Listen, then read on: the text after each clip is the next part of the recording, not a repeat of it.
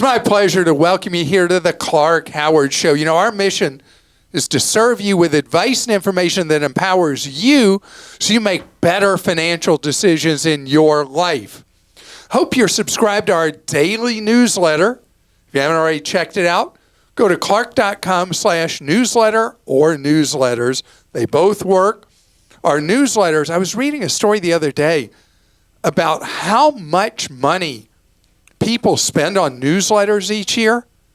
And I don't know what they're doing because our newsletter, although it's priceless, is also free.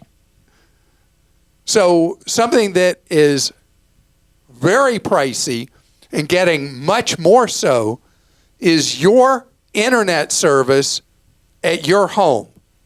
It's crazy. I want to talk to you about what's going on in the internet space so you stop having your wallet shredded by some cable monster or monopoly local phone company. Yuck. And later, how annoying is it when you purchase something and you see a price, comparison shopping on the internet or from a TV ad or an online ad, and you go to buy it and they pull that bait and switch on you. They tell you it's going to be this much, and then it turns out to be this much plus 30%, 50%, whatever. Think about concert tickets. They tell you the price is going to be this, and by the time you're done, the price is almost double. Well, what are you going to do about that?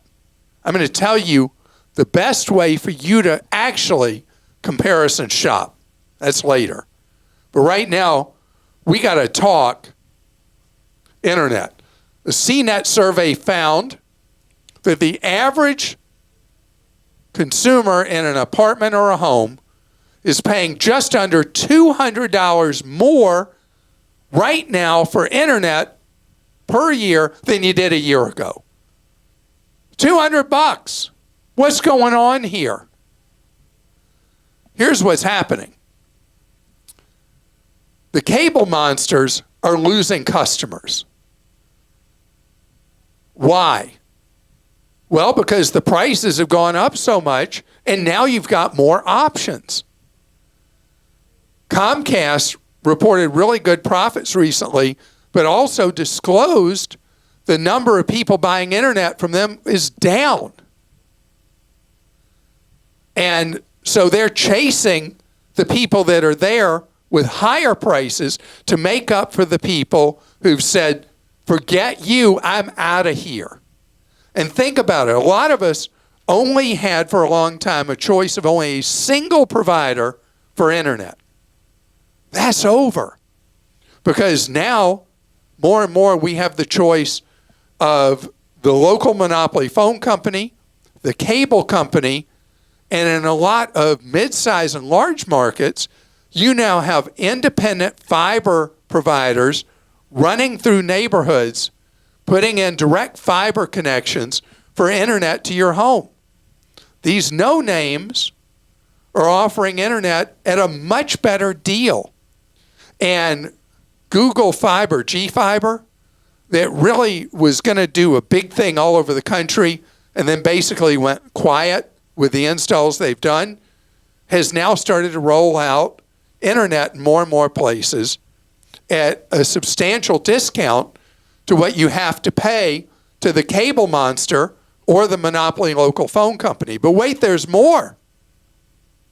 Much more. Because people in rural America who've dealt with flat-out lousy internet now have more and more better choices from wireless carriers, particularly Verizon and T-Mobile, offering wireless home internet. Unless you're a gamer, is going to be just fine fast enough.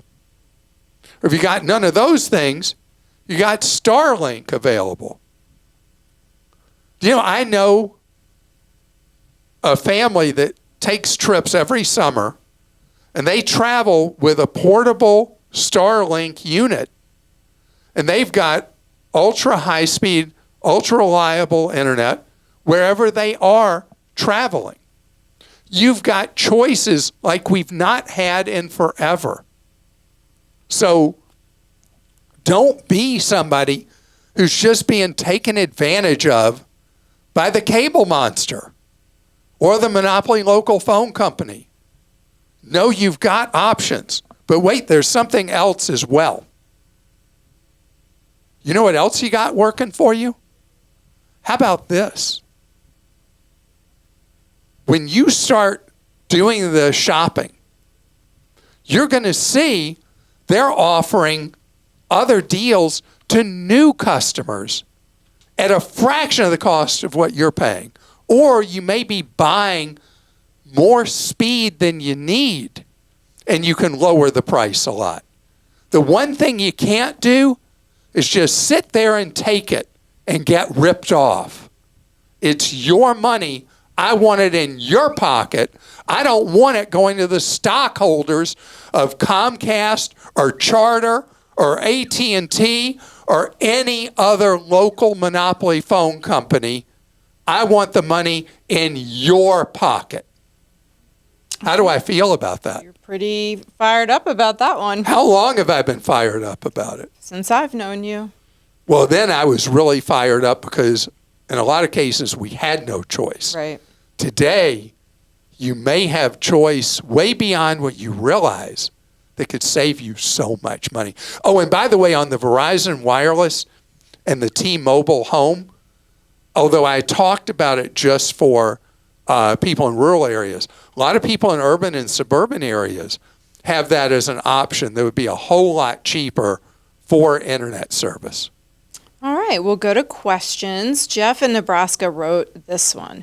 My wife and I just relocated back to Nebraska for family reasons. I'm 57, my wife turned 60 in August, and we have $1.6 million in investments between IRAs and Roth IRAs. Congratulations to both of you for, over the course of your working lifetime, doing such a good job saving money. Most of the balance is in IRAs, approximately $1.3 million. My question is, we purchased a home and we moved back and have a 15-year fixed mortgage of $150,000 currently at 4.75%, and it will increase up to 5.75% in 1.5 years. We've currently paused our investment contributions and have been putting the amount we invest towards the mortgage an extra $2,000 towards principal each month. Am I making the right decision? My wife will work another 3 years, and I plan on another 3 to 5 years. Our current combined income is $160,000 a year. Okay, so Jeff, the big variable I would say I would not continue doing. I would not pay at 4.75% that you've got for the next year and a half. I think you could likely see a superior return putting money into Roth IRAs right now. I think that would be a better choice. You got the clock ticking. 18 months from now, you're going to have that mortgage step up to 5.75%. That's okay. You're still below market, and we don't know what refinance opportunities might be in a year and a half. And you'll still be working then. So you can't eat your house.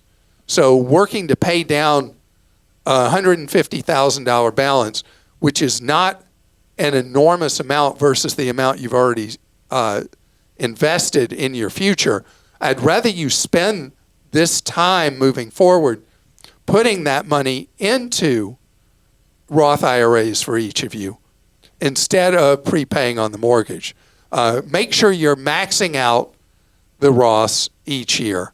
And then if you have any left over that you can still put towards the mortgage balance, go ahead. But I'd say the higher priority for the long term is beefing up that Roth IRA. Drew in Alabama says, I'm seriously considering putting a new motor on my dad's fishing boat. The boat is currently in his name. We've talked about splitting the boat since I'd be spending $15,000 to $20,000 on the boat. I think it would be worth about $5,000 as it is, and probably about $20,000 to $25,000 after. The question is, how should we go about that? Retitle in both of our names?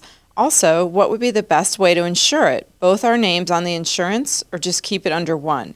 He seems a little reluctant to retitle and says it would be treated as both of ours. I don't think he would do anything nefarious, but I worry about something happening to him or me and worry about legal issues and line of succession. So, Drew, you're 100% right in this case, and your dad needs to rethink this. It's really easy to retitle the boat. And it's not expensive. I don't know what the filing fees would be in Alabama, but I'm sure they're not a lot. When you're going to put this kind of money into this thing, and then you would have no rights to it at a later date, bad idea. It's not a big deal to have both of your names on the boat insurance policy. It's really easy to retitle, and just offer to buy your dad lunch after you both go to the title office. Okay, and this one is from Drew. Oh, no, sorry, that was Drew. This one's from Kimberly in Virginia. What do you think of velocity banking? There have been so many YouTube videos about this process of paying off debt, and so many young people seem to be trying to use this method of getting debt-free. What are your thoughts? Okay, so this is one that we've had different names for going back 20 years. Mm-hmm. And the pitch is, what you do is you have a line of credit. And usually it's designed to be a home equity line of credit. They'll even tell you to pay off your mortgage with the line of credit. And then every paycheck you get goes into this account that operates kind of like a checking account. So every day you get paid, you're reducing the balance on the line of credit, which is a floating interest rate, by the way. And so the business models they show and the videos you see online on social media and all that show you're going to magically be out of debt in a fraction of the time as you would otherwise. Okay, so first things first, paying off a mortgage with a floating rate home equity line of credit is normally a bad idea. You're taking a fixed rate and you're turning it into a variable rate with the largest asset that you owe debt on. Don't like that. Second, it presupposes in all the modeling they talk about on social media and with videos is that you're going to pay off your home in a tiny fraction of the time that you would otherwise. On the credit card side, there's some real validity to taking a credit card that may be running an interest rate of 25%, and with a home equity line of credit, it may be an interest rate of effectively right now 7 to 8%. And if you stick to paying it off, then you're going to pay the credit card debt off in a much quicker time. That also supposes that you divorce yourself from using credit cards. Because if you keep charging on credit cards and develop new balances on them, you've got nowhere. But the big thing is, yes, you are lowering the effective interest rate a great deal on the credit cards, but you now have taken debt against your home. So that is why this is not the slam dunk you see on social media, propaganda videos, and sites touting the whole idea of taking debt and making it all variable against your home. It is something that you're playing a bit with fire, and don't buy in to the one-sided sales pitch about this being the most wonderful thing you could ever do. In rare situations where people change their lifestyle and understand all the risks associated with it, it can work out for you. But that's a lot of ifs and a lot of ands and buts involved in terms of it actually working out in the overriding number of situations it's pitched for. It is not a free lunch. Speaking of something that's not been a free lunch, when you go to buy something and the price you think is not the price you pay, we're going to talk about that straight ahead. There used to be a pretty strictly enforced federal rule about something referred to as bait and switch. The idea of bait and switch that's not enforced anymore is that a business can't bait you with a price, whatever it is, and then when you go to pay, switch you to a higher price. Today, bait and switch is so common. We call them junk fees now. And it's all about disclosure. And it drives me bonkers that when you go to shop for something, an airline flight, sports ticket, entertainment ticket, hotel room, I mean, you name it, so many things day after day after day we shop for, and the price turns out not to be the price. You know, I was just talking at the top of the podcast about internet prices. It was really funny because there was a TV ad I saw that showed an internet service for $30 a month. So, like a fish with a hook in the mouth, reeling me in, I go and I shop that $30 a month. What did it turn out to be? $48 a month once all the junk fees were added in. I mean, come on. Come on. That's more than 50% extra in junk fees. And you see it with concerts so badly, where you'll look for tickets for a concert and it'll say the price is so-and-so. But I got to tell you my favorite. Okay, the Live Nation people that control so many venues and many times their parking will sell parking for an event. And the parking price will be listed as whatever, but when you go to buy it, the junk fees make the parking potentially twice as much. This is just wrong, right? It's wrong. Fortunately, more and more sites allow you to click a button that'll show you the total price, including junk fees. And by the way, that's my thing. You know, if a hotel wants to invent a fee for a fee on top of a fee, the fee for collecting the fee and on like that, if they want to do that, that's fine, as long as they tell me the actual real price of the room when I'm comparison shopping. And so if you go to some of the hotel sites now, they don't automatically display it, but you can click a button and it'll show you including all fees and taxes. That's the right way to comparison shop.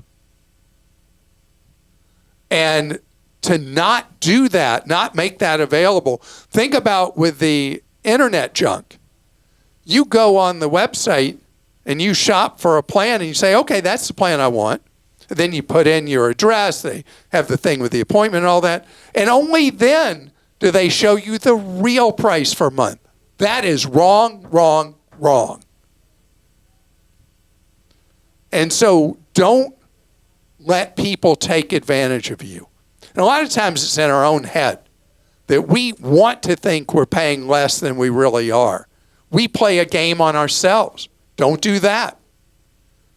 Before you commit to purchase, and as you comparison shop, you want to know what you're actually really gonna pay, so you make a smart decision for your wallet.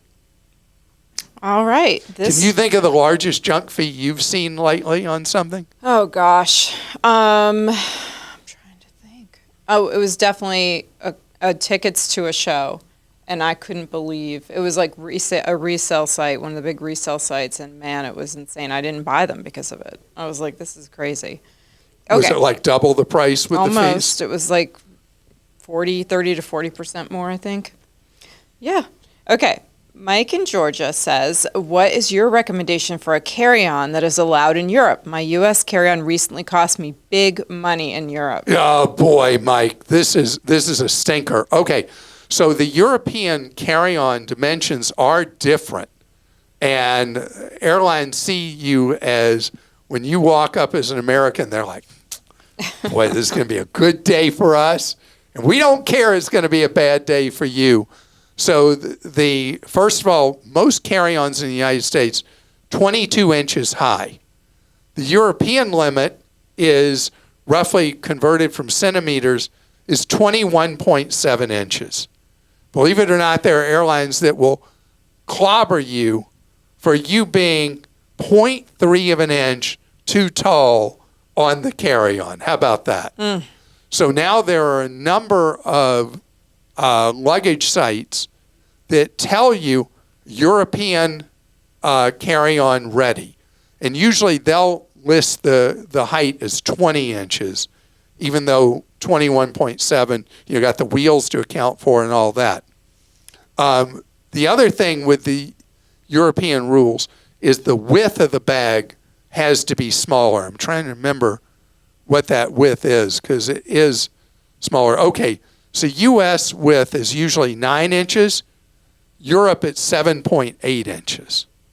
So they can get you for that. But wait, there's more fun.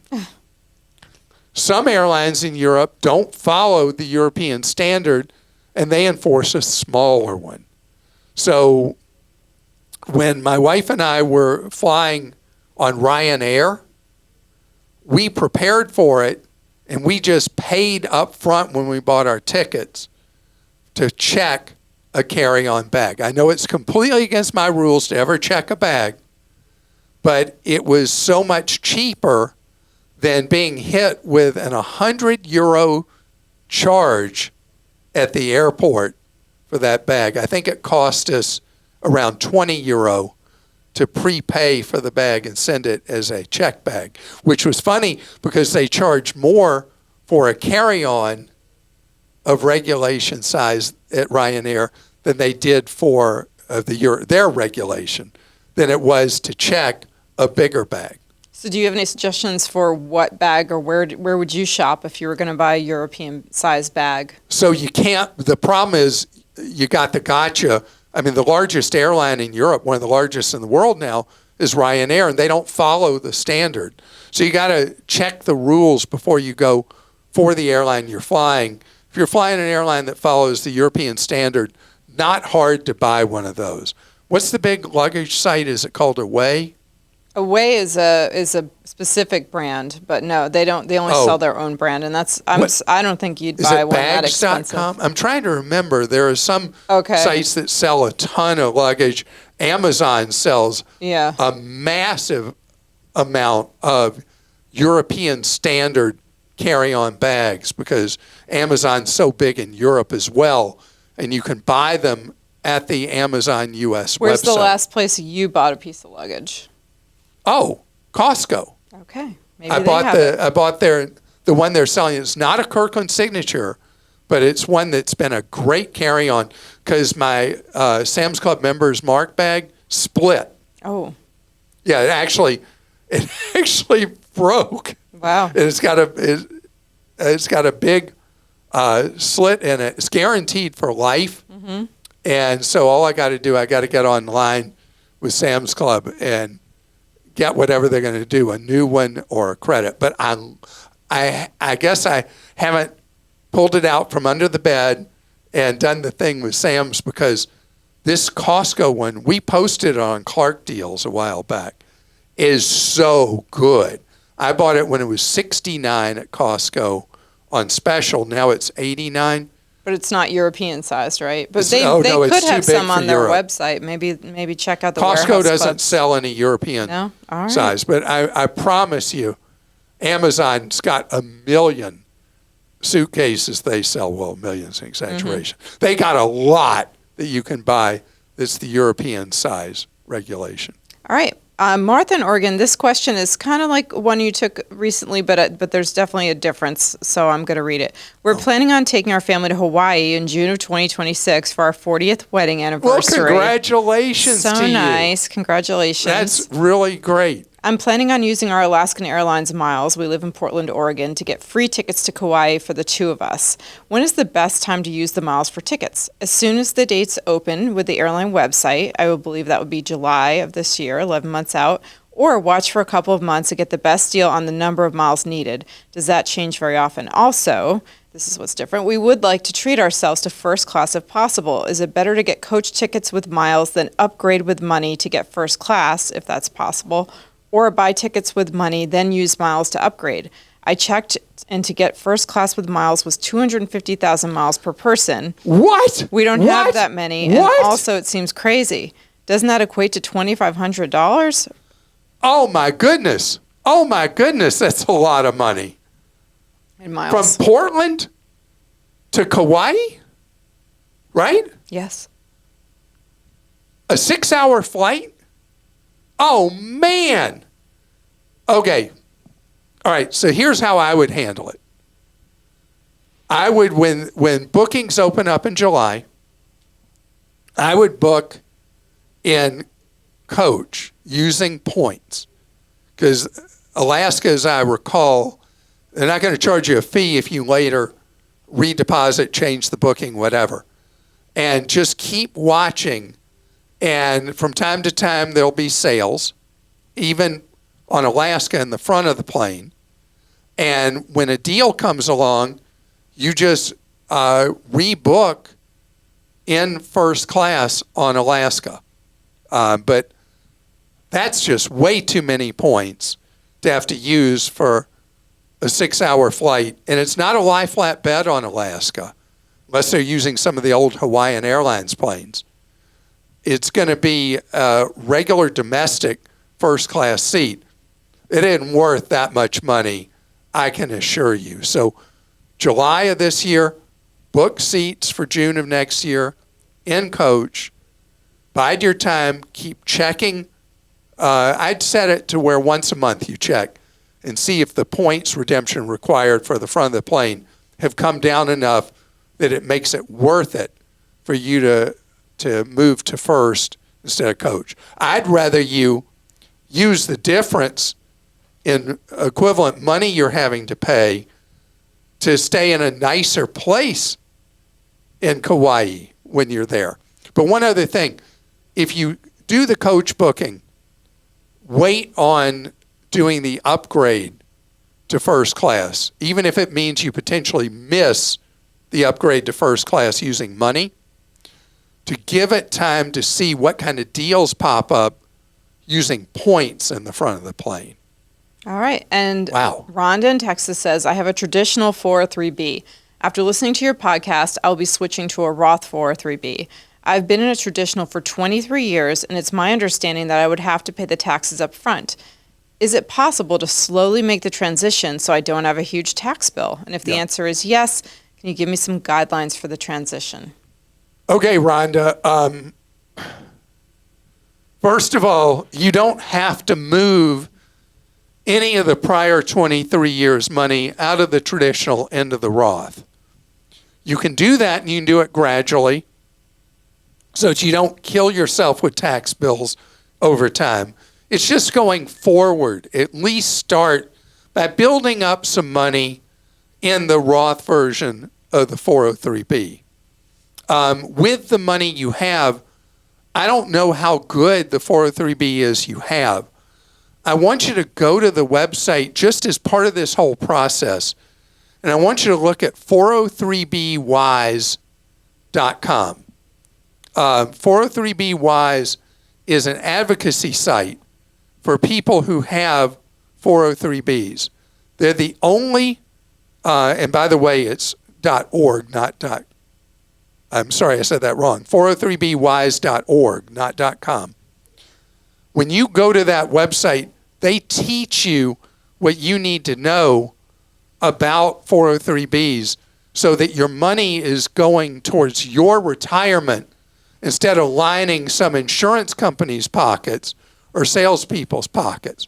Very important distinction and difference with a typical 403b versus a typical 401k. So you may have an option. Now I'm going to get in the weeds a little bit. You may have the option with your existing 403b to port it out to a much cheaper plan than where you are, which will save you a lot of money over time anyway, versus migrating the money from a traditional 403b to a Roth. The expense ratios, the expense costs buried in that 403b, very important. As to whether you transition over the years from the traditional to the Roth. That depends if it's going to pinch your current living standards, lifestyle. If you can afford to gradually move money by paying the tax from the traditional to the Roth, great, but not at the cost of your life that you're living every day. Working for a nonprofit in a 403B, working as a teacher, whatever it is, you tend to make a lower than average income in the United States. So your tax rate would be very low percent tax rate. And that's why in dribs and drabs year by year, moving money would be an efficient thing for you to do, moving it from traditional to Roth. Not all at once, a gradual thing. And I want to thank you, Rhonda, everyone else, for the questions you submit. You, the listener, you, the viewer of our YouTube show, thanks for joining us. And I hope that today you learned something that will be useful to you in your own life. Maybe I gave you a kick in the pants to do something for your wallet you haven't been doing. The whole purpose of what we're about is you taking more control of the financial side of your life so that you save more, spend less, and avoid getting ripped off. And I hope you tune in on Friday for our latest edition of Clark Stinks.